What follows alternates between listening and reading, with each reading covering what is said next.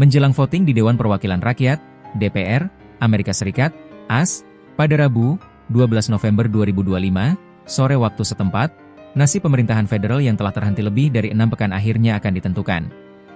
Voting tersebut menjadi momen penting dalam menentukan apakah shutdown terpanjang dalam sejarah AS yang dimulai sejak 1 Oktober 2025 akan segera berakhir atau justru berlanjut tanpa kepastian. Penutupan ini telah memasuki hari ke-42, dan dampaknya meluas ke berbagai sektor, mulai dari ekonomi, layanan publik, hingga kesejahteraan sosial jutaan warga. 2 skenario dari voting DPR. Hasil voting di DPR AS akan membawa 2 kemungkinan besar. Pertama, jika voting berhasil disetujui, maka pemerintahan akan kembali beroperasi normal dengan pendanaan sementara hingga 30 Januari 2026. Kedua, jika voting gagal, shutdown akan tetap berlanjut untuk waktu yang belum dapat ditentukan.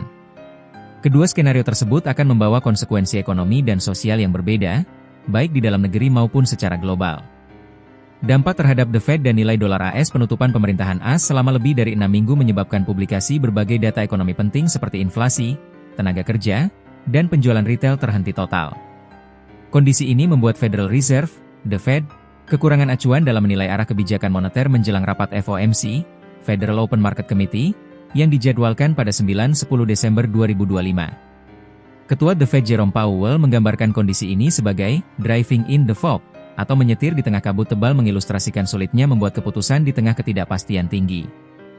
Keterlambatan data ekonomi dan meningkatnya risiko fiskal justru mendorong penguatan dolar AS. Sejak penutupan dimulai pada 1 Oktober hingga 12 November 2025, indeks dolar AS, DXY, tercatat naik 1,89% terhadap 6 mata uang utama dunia. Penguatan ini menandakan meningkatnya minat investor terhadap dolar sebagai aset aman, safe haven, di tengah ketidakpastian politik dan fiskal. Jika shutdown berlanjut, The Fed berpotensi menahan langkah pemangkasan suku bunga akibat minimnya panduan data ekonomi. Hal ini dapat memperkuat dolar lebih jauh dan menekan aset berisiko seperti saham serta mata uang negara berkembang, termasuk rupiah. Sebaliknya, jika voting menyetujui pendanaan baru, publikasi data ekonomi akan kembali normal, dan The Fed bisa menilai ulang inflasi serta pasar tenaga kerja dengan lebih komprehensif. Menurut CME FedWatch Tool, peluang pemangkasan suku bunga sebesar 25 basis poin pada Desember kini mencapai 61,4%. Skenario ini berpotensi menghidupkan kembali minat pada aset berisiko dan mendukung penguatan rupiah di pasar regional. Dampak terhadap layanan publik dan transportasi. Shutdown juga melumpuhkan layanan sosial dan sektor transportasi di AS. Lebih dari 5.500 penerbangan dibatalkan akibat kekurangan petugas pengatur lalu lintas udara yang belum menerima gaji. Menurut data Tourism Economics, penutupan selama 6 minggu telah memangkas belanja perjalanan sebesar 2,6 miliar dolar AS, dengan efek domino terhadap hotel, restoran, dan transportasi darat. Penurunan konsumsi juga tampak jelas. Sentimen konsumen AS jatuh ke level terendah dalam 3,5 tahun pada awal November, mencerminkan melemahnya keyakinan rumah tangga menjelang musim liburan. Para ekonom memperingatkan, semakin lama shutdown berlangsung, semakin besar risiko pelemahan konsumsi dan penurunan PDB kuartal 4 2025. Dampak serupa juga dirasakan pada program bantuan sosial, seperti Supplemental Nutrition Assistance Program, SNAP, dan Women, Infants, and Children, WIC. Kedua program yang memberi bantuan pangan bagi keluarga berpendapatan rendah dan ibu hamil itu sempat mengalami penundaan pembayaran hingga 8 miliar dolar AS, memengaruhi sekitar 42 juta penerima manfaat di seluruh negeri. Kesepakatan anggaran yang akan diputuskan DPR mencakup pemulihan penuh pendanaan sosial hingga September 2026. Jika voting berhasil, sektor layanan publik dan sosial akan menjadi penerima manfaat langsung. Gaji pegawai federal akan kembali dibayarkan, operasional penerbangan dan pariwisata akan pulih, serta belanja konsumen diperkirakan meningkat pada kuartal pertama 2026. Namun, jika voting gagal, shutdown diperkirakan akan memperburuk gangguan ekonomi. Penundaan penerbangan bisa meningkat, sektor pariwisata berpotensi kehilangan miliaran dolar tambahan, dan jutaan keluarga berisiko kembali menunda kebutuhan dasar.